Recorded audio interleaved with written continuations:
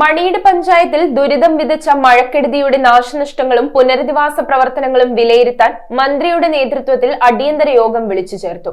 തകർന്ന വീടുകളുടെയും കൃഷിയുടെയും കൃത്യമായ കണക്കുകൾ തിട്ടപ്പെടുത്തി സമർപ്പിക്കാൻ മന്ത്രി ഉദ്യോഗസ്ഥർക്ക് നിർദ്ദേശം നൽകി.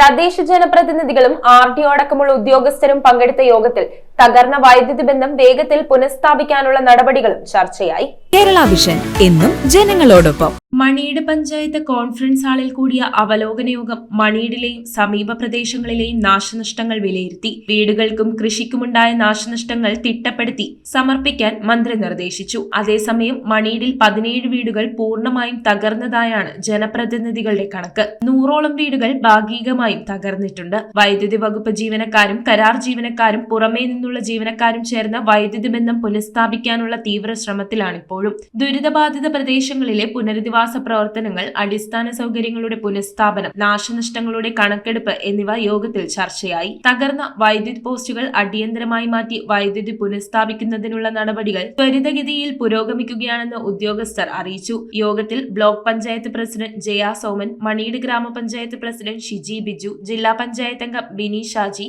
Muvattupuzha RDO C Premji, tahsildar KG Ajith Kumar എന്നിവരും വൈദ്യുതി വകുപ്പ് executive engineer K Gopi, Piravom assistant engineer A Anoop, Pampakuda assistant engineer Vishnu Sukumar, Kanayannur assistant tahsildar എന്നിവരും വില്ലേജ് ഓഫീസർമാരും കൃഷി ഓഫീസർമാരും ജനപ്രതിനിധികളും പങ്കെടുത്തു. എടുത്തിരിക്കുന്ന 2-3 പ്രധാനപ്പെട്ട നിർദ്ദേശങ്ങൾ, ഒന്ന്, ഏറ്റവും വേഗം വൈദ്യുതി പുനഃസ്ഥാപിക്കുക എന്നുള്ളതാണ്. വൈദ്യുതി മാക്സിമം പുനഃസ്ഥാപിക്കാനുള്ള നടപടികൾ ഇപ്പോൾ സ്വീകരിക്കുന്നുണ്ട്.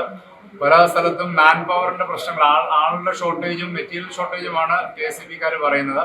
പിന്നെ മൂവാറ്റുപുഴ തഹസിൽദാറിന്റെ നേതൃത്വത്തിൽ ഇവിടെ നമ്മുടെ വീടുകളിലെല്ലാം കണക്കെടുപ്പ് പൂർത്തിയായി വന്നുകൊണ്ടിരിക്കുകയാണ്. ബാക്കി മരങ്ങളൊക്കെ മുറിച്ചു മാറ്റുമ്പോഴാണ് എത്രമാത്രം വീടുകൾക്ക് പൂർണ്ണമായ നാശം ഉണ്ടായിട്ടുണ്ടെന്ന് കണക്കാക്കാൻ കഴിയും. പൂർണ്ണമായി നാശം സംഭവിച്ച വീടുകൾക്ക് ഏകദേശം 4 ലക്ഷം രൂപ വരെ നഷ്ടപരിഹാരം കൊടുക്കും. പൂർണ്ണമായി. ഭാഗികമായുള്ള വീടുകൾക്ക് അതിന്റെ ശതമാനം അനുസരിച്ച് അതിന്റെ തുക ലഭ്യമാവുകയുള്ളൂ.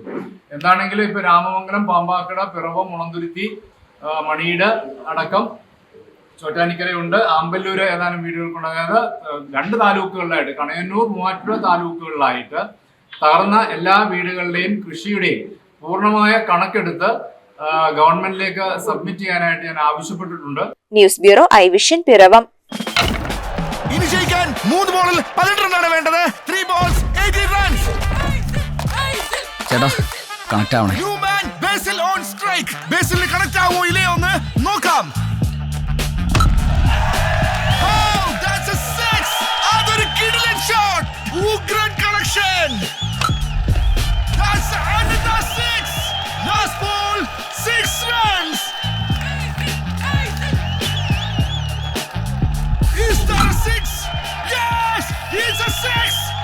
Yeah. Kerala vision connect and win. നേടൂ EV സ്കൂട്ടറുകൾ, സ്മാർട്ട് TVകൾ, ബമ്പർ സമ്മാനമായി EV കാർ തുടങ്ങി 2 കോടിയുടെ സമ്മാനങ്ങൾ. കണക്ട് ചെയ്താൽ ജയമുറപ്പ്.